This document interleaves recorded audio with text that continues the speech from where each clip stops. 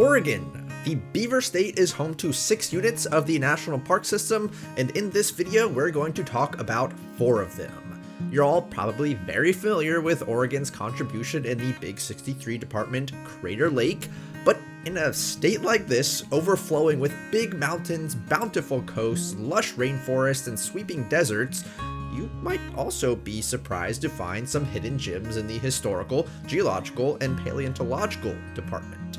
We're covering them all in this latest installment in my endeavor to talk about every single national park site in America organized by state/territory. This time up, we've got every national park in Oregon explained. Let's get started.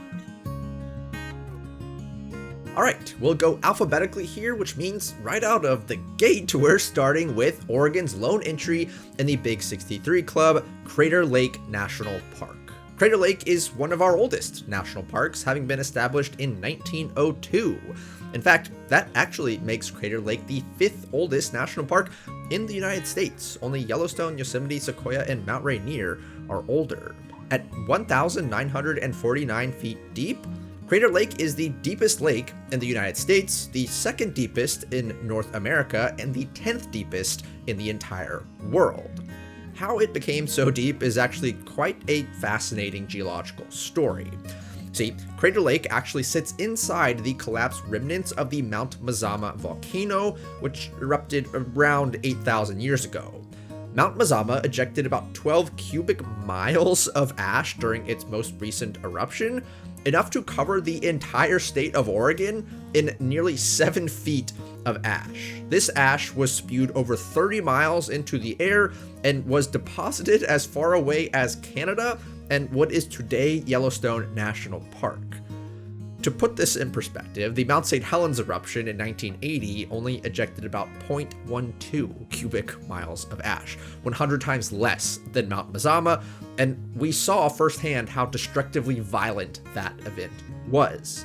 Mazama's eruption was the largest eruption in the Cascade Range in at least the last 1 million years, and one of the largest on Earth in the last 12,000 years. But, and here's a common misconception about this type of event, Crater Lake itself was not formed directly through this eruption.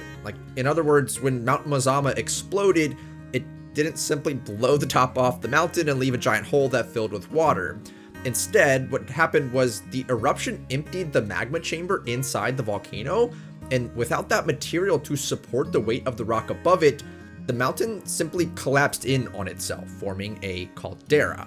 Over time, that caldera began to fill with rainwater and snowmelt, and that is how we got Crater Lake. Technically, too, Mount Mazama is still geologically active, and it is expected that it will erupt again at some point, although it has been dormant for over 5,000 years now, and the eruption is not expected to happen anytime soon. You can actually still see evidence of this geological activity within Crater Lake today as well. Wizard Island is a volcanic cinder cone formed via several smaller eruptions following the formation of the caldera, and is probably the most distinctive feature within the lake itself. In addition to its striking depth, Crater Lake is considered to be one of the cleanest, most pure bodies of water on planet Earth because of the fact that it is only fed by rain/snowmelt and has no streams or river inlets that can carry pollutants into it. I've got a whole video on the geology of Crater Lake if you'd like to learn more. Next up is Fort Vancouver National Historic Site, which actually only has one single historic house located in Oregon as part of the site. The rest of this park, and by far the vast majority of its land area, is actually located in Washington, so we'll cover it in that video. So we'll move on to John Day Fossil Beds National Monument. This park is made up of 3 separate discontiguous units, the Sheep Rock Unit, the Painted Hills Unit, and the Clarno Unit. Located in the John Day River Basin, together, these 3 units preserve about 40 million years of Earth's geological past. Obviously, fossils come from all different periods of Earth's history and tell us a lot about what life might have looked like at different points in time. In this case, here at John Day Fossil Beds, we're talking about the late Eocene to the late Miocene epochs, both part of the Tertiary period, so from about 45 million years ago to about 5 million years ago. During this time, in this part of the world, the animals that would have been seen here, and thus the types of fossils found in rocks here, are mammals. This period of Earth's history is known as the Age of Mammals, and we're kind of still in it right now. No non-avian dinosaurs here, they were already extinct by this time. Among the mammal fossils you will find here at the park's different units are browsers like brontotheres, which are related to modern horses, rhinos, and tapirs, and amynodonts, which are these like crazy hippo rhino looking things. They were maybe semi-aquatic. There's also scavengers in the hyenodontid family and prehistoric versions of dogs, cats, pigs, saber-toothed tigers, horses, camels, rodents, bears, pronghorn antelope, deer, raccoons, and sloths. If that sounds like a lot, it's because it is. All told, the John Day fossil beds are one of the most well-preserved and abundantly filled fossil formations from the Tertiary period and the Age of Mammals in basically the entire world.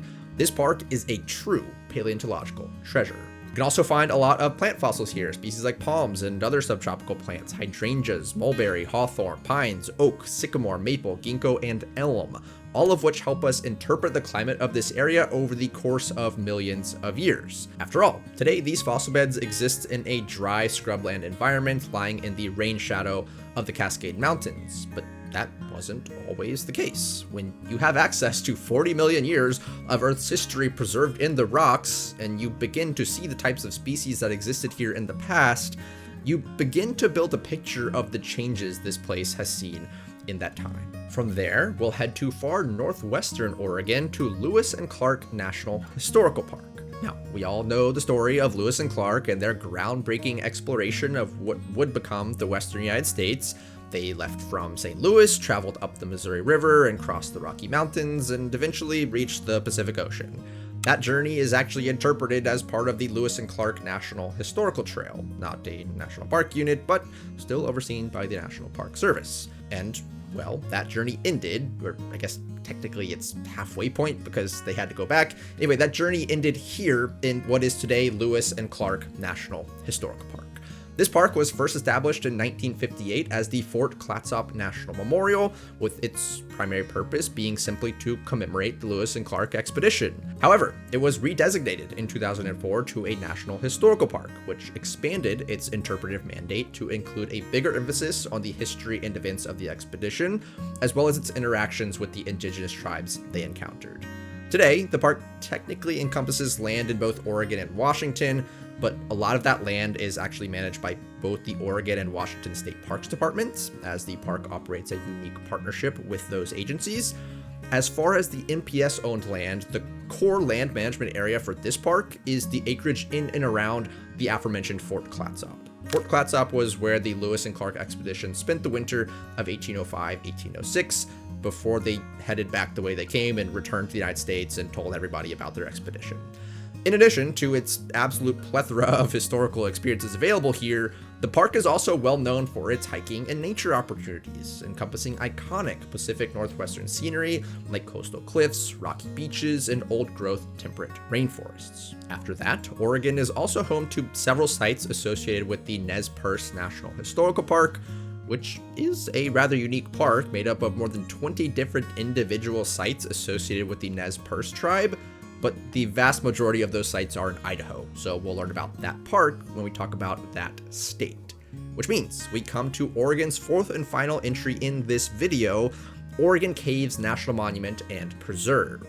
And if I did my research properly, I think this is one of only 2 NPS units to carry the National Monument and Preserve combo designation, the other being Eniakchak in Alaska. And how this park got that designation is actually a really interesting story. Oregon Cave National Monument was actually proclaimed by President Taft way back in 1909, originally under the protection of the United States Forest Service. Today, this site is still surrounded on all sides by the Rogue River Siskiyou National Forest. The monument was then transferred to the Park Service in 1933, but the National Preserve, which expanded the park's total acreage by about 4,000 acres, wasn't designated until 2014, over a century after the monument's original proclamation. The reason for this expansion and additional designation came after the realization that what happens in the land around the cave has direct consequences for the cave itself. The topography, geology, ecology, and biology of this site are all intimately linked with one another, and the preserve portion of the site was added in recognition of that fact. in order to manage the park more holistically and streamline its protection. That land ultimately was just carved out of the national forest around it. This has happened many times in the National Park Service in the past. Another fun fact here, though, is that the subterranean river that runs through the cave, dubbed the River Styx, was actually designated as part of the National Wild and Scenic Rivers Program, the first river of its kind to achieve that designation. Now, in terms of the cave itself, its subterranean wonders have been dubbed the Marble Halls of Oregon, after the unique substrate in which they formed from.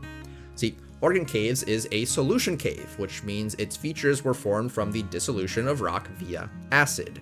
Most solution caves are found in either limestone, like Mammoth Cave, or dolomite. But Oregon Caves is actually made out of dissolved marble. Within the NPS, only Kings Canyon and Great Basin National Parks are also made out of marble. There's only about 15,000 feet worth of passages here also, which is pretty small by the standards of some of our other cave parks. But what Oregon Caves lacks in size, it more than makes up for in its classic cave features. It's stalagmites, stalactites, dripstones, flowstones, and more.